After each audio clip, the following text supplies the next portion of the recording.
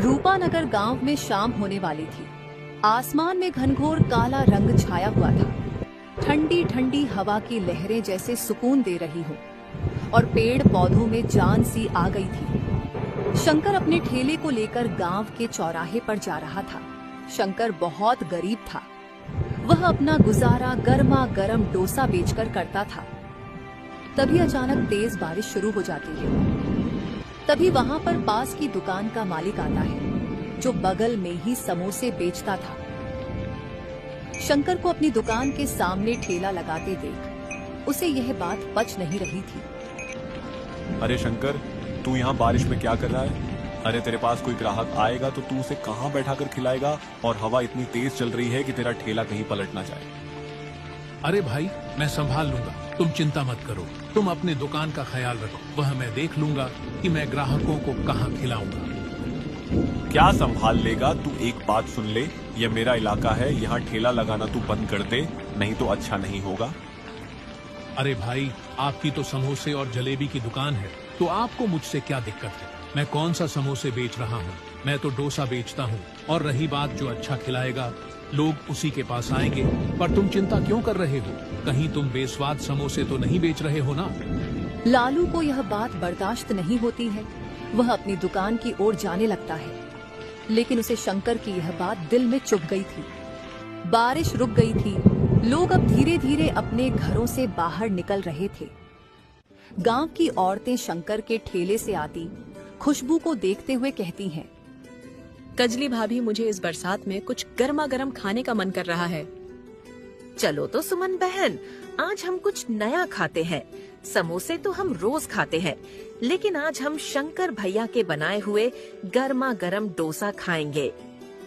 उन दोनों ने 2 प्लेट डोसा का ऑर्डर दिया। शंकर पूरी साफ सफाई के साथ डोसा बनाने लगता है और उन्हें गर्मा गर्म नारियल की चटनी के साथ परोसता है।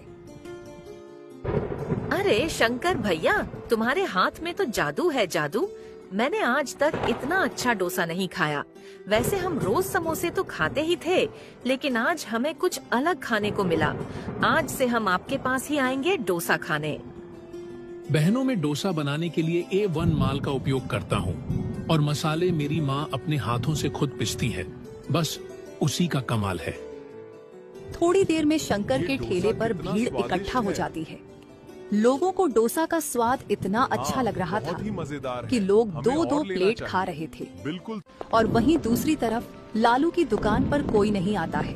ये सब देखकर उसे बहुत गुस्सा आ रहा था।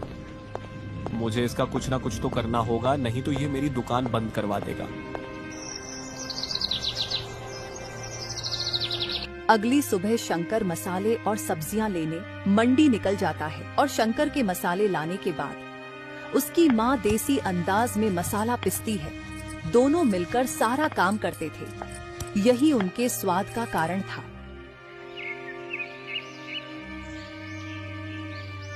शाम को लालू ने अपनी दुकान पर एक प्लेट समोसा 20 रुपए से 10 रुपए कर दिया, यानी आधा दाम। यह देख शंकर सोचता है, अरे ये कहीं पागल तो नहीं हो गया है ना? इसने तो अपना दाम आधा कर दिया, पर इसने कम पैसे क्यों किया? लोग तो इसका पोस्टर देखकर इसी के पास समोसे खाने जाएंगे। लगता है आज अच्छी ग्राहकी नहीं होगी। इस शंकर की खैर नहीं, चाहे मेरा कितना भी घटा क्यों ना हो जाए, मैं इस शंकर को यहाँ टिकने नहीं दूंगा। ठंडी ठंडी हवा चल रही थी। गांव के लोग धीरे धीरे घर से बाहर निकल रहे थे। लालू का पोस्टर देखकर दुकान के बाहर भीड़ जमा हो जाती है और वही शंकर की दुकान पर कुछ गिने चुने लोग ही थे, जबकि लालू की दुकान पर भीड़ लगी हुई थी। लालू यह देखकर बहुत खुश था। शंकर की माँ आज दुकान पर आती है और शंकर से बोलती है, बेटा क्या हुआ, इतना उदास क्यों है, क्या हुआ? और आज ग्राहक इतने कम क्यों आ रहे हैं और दिनों के मुकाबले? माँ, वो क्या है ना, सामने वाली दुकान का मालिक मुझसे बहुत जलता है। देखो ना, उसने अपने समोसे का दाम 20 रुपए से 10 रुपए कर दिया, यानी आधा। इसीलिए आज सारे ग्राहक उसके दुकान पर चले गए और हमारे दुकान पर कोई नहीं आ रहा है। बेटा तो चिंता मत कर, सब ठीक हो जाएगा। वह कब तक आधे दाम पर समोसे बेचेगा? तू तो वही खिला जो लोग खाते आ रहे हैं। तू स्वाद में कमी मत करना। ठीक है माँ, मैं ऐसा ही करूँगा और आगे से और ज्यादा मेहनत करूँगा। लालू के समोसे खाकर लोगों को समझ में आ रहा था कि लालू ने अपने सामान की गुणवत्ता में कमी की है, लेकिन लोग इस बात को अनदेखा कर देते हैं सस्ते के चक्कर में। लालू का पूरा माल खत्म हो गया था। लालू ने अपनी दुकान बंद कर दी थी, लेकिन शंकर अभी भी अपना ठेला लगाया हुआ था। वह ग्राहक आने का इंतजार कर रहा था। तभी वहाँ पर एक साधु बाबा आते हैं और शंकर से कहते हैं, अरे बेटा, जरा एक प्लेट डोसा देना तो, मुझे बहुत तेज भूख लगी है। भूख के मारे मेरे पेट में से अजीब अजीब आवाज आ रही है। बाबा, आप बस 2 मिनट रुकिए, मैं अभी आपको डोसा बनाकर देता हूँ, जब तक आप इस टेबल पर बैठ जाओ। शंकर डोसा बनाने लगता है और पूरी लगन के साथ उस रात काम कर रहा था उस अंधेरे में। साधु बाबा डोसा खाने लगते हैं और उन्हें यह डोसा बहुत पसंद आता है। बाबा शंकर को एक और डोसा का ऑर्डर देते हैं। डोसा खाकर बाबा का पेट भर गया था। फिर बाबा शंकर से कहते हैं, बेटा, इस डोसे का कितना हुआ? ये डोसा बहुत स्वादिष्ट था, मुझे बहुत अच्छा लगा। बेटा बताओ, तुम्हारे कितने पैसे हुए हैं? नहीं नहीं बाबा, मैं आपसे पैसे नहीं ले सकता, यह मेरी तरफ से था। ऐसे भी इस अंधेरे में कोई आ नहीं रहा था, मैं जाने ही वाला था, उतने में आप आ गए। बाबा, आपको पैसे देने की कोई जरूरत नहीं है। बेटा, तुम मुझे बहुत अच्छे इंसान लगते हो, मैं तुम्हें बिना कुछ दिए यहाँ से कहीं नहीं जाऊंगा। नहीं बाबा, मुझे कुछ नहीं चाहिए, आप मेरे पिता के उम्र के हो और एक ज्ञानी परमात्मा भी लगते हो, मैं आपसे पैसे नहीं ले सकता हूँ। बाबा अपने झूले से एक पोटली निकालते हैं और जबरदस्ती शंकर के हाथ में रख देते हैं।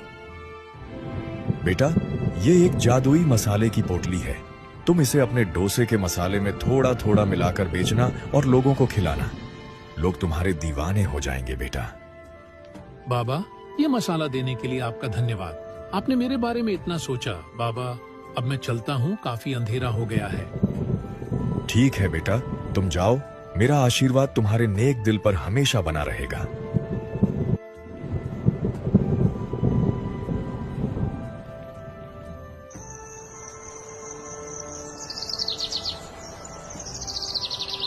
अगले दिन शंकर डोसा बनाने की तैयारी कर रहा था और डोसे के मसाले में वह जादुई मसाला डाल देता है जो उसे उन बाबा ने दिया था।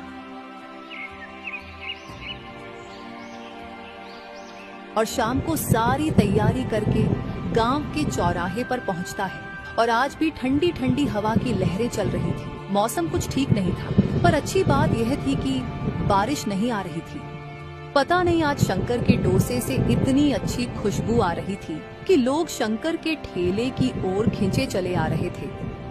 और देखते ही देखते शंकर की दुकान पर बहुत भीड़ जमा हो जाती है और वही दूसरी तरफ कम दाम होने पर भी लोग लालू की दुकान की तरफ देख भी नहीं रहे थे। लालू यह देख बहुत गुस्सा हो रहा था। पता नहीं यह अपने डोसे में आज क्या मिलाकर आया है जो लोग इसकी तरफ खींचे चले जा रहे हैं। आज लोग तो मेरी दुकान की तरफ देख भी नहीं रहे हैं, मुझे शंकर का कुछ ना कुछ तो करना होगा। लोग उस मौसम का मजा डोसा खाकर ले रहे थे, पर उन्हें आज कुछ अलग स्वाद आ रहा था। तभी एक ग्राहक बोलता है, अरे भैया, आज आपने क्या मिला दिया इस डोसे में जो आज इतना अच्छा लग रहा है? और दिनों के मुकाबले शंकर भैया, मेरा पेट तो भर गया पर मेरा मन नहीं भर रहा है। तुम्हारे हाथों में सच में जादू है। अरे भैया, बस आप लोगों का प्यार है और ज्यादा कुछ नहीं, और मेरी थोड़ी सी मेहनत। भाइयों, मैं आपको इसी तरह खिलाता रहूंगा, मेरा प्यार भरा डोसा। अचानक तेज बारिश शुरू हो जाती है और तेज हवा चलने लगती है।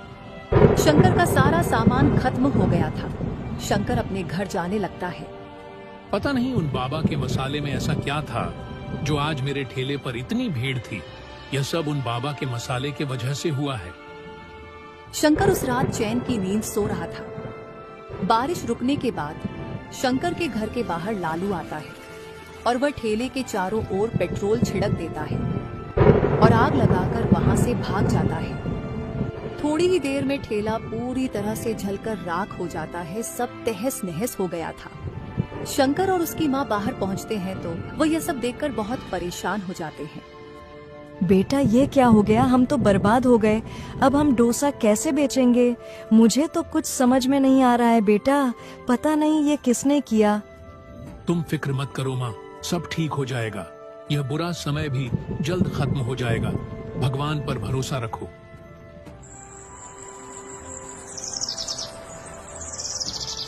शंकर ठेले के बारे में सोच रहा था। उसे कुछ समझ में नहीं आ रहा था। वो अंदर से टूट गया था। शाम को डोसा खाने के लिए लोग चौराहे पर आ रहे थे। तभी वह देखते हैं आज शंकर का ठेला वहाँ पर नहीं था।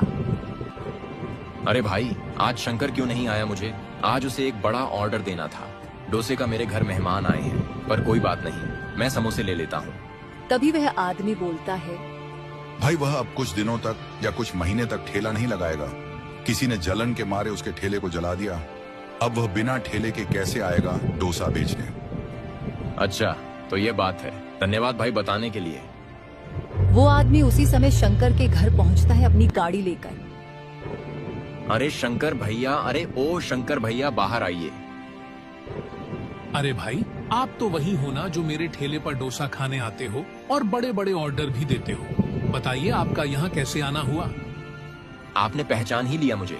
भैया, मुझे कुछ लोगों से पता चला आपके बारे में और मैं आपसे मिलने आ गया।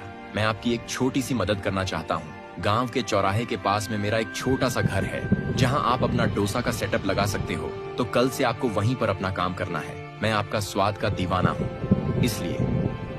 भैया, आप मेरे लिए एक फरिश्ते से कम नहीं हो भैया। मैं आपका कैसे शुक्रिया अदा करूं? आपने तो मेरी सारी टेंशन खत्म कर दी। धन्यवाद भैया आपका।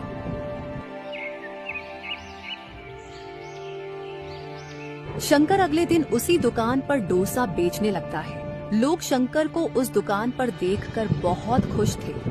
शंकर ने अपने स्वाद से लोगों का फिर से दिल जीत लिया था और फिर अपने मेहनत को लगन के बदौलत आगे बढ़ रहा था। लालू को यह देखकर एक सीख मिलती है। मैं शंकर को नीचे गिराने के लिए बहुत कुछ किया, लेकिन वह शंकर अपनी मेहनत और स्वाद के दम पर खड़ा रहा और मैं उससे चलता रहा। मुझे खुद पर ध्यान देने की जरूरत थी, पर मैं शंकर को नीचे गिराने में रहता था। मुझे अब समझ में आ गया है मुझे क्या करना है। लालू शंकर के पास पहुंचता है और सर नीचे करके बोलता है, शंकर भाई, मैंने ही जलन में आकर आपका ठेला जलाया था। मुझसे बहुत बड़ी गलती हो गई, मुझे माफ कर दो। लालू भाई, मुझे पता है कि यह सब तुमने किया था, लेकिन मैं अपनी मेहनत पर भरोसा रखता था और लोगों के प्यार पर तुमने अपनी गलती मानी। यही मेरे लिए बहुत है। शंकर भाई, मैं वादा करता हूँ, मैं अब किसी से नहीं जलूंगा, मेहनत करूंगा और आगे बढ़ूंगा। मुझे समझ में आ गया, जो मेहनत करता है वही आगे बढ़ता है। और लालू अब खूब मेहनत करता है और वह भी खूब तरक्की करता है। शंकर ने लोगों का बहुत प्यार जीता और खूब तरक्की की।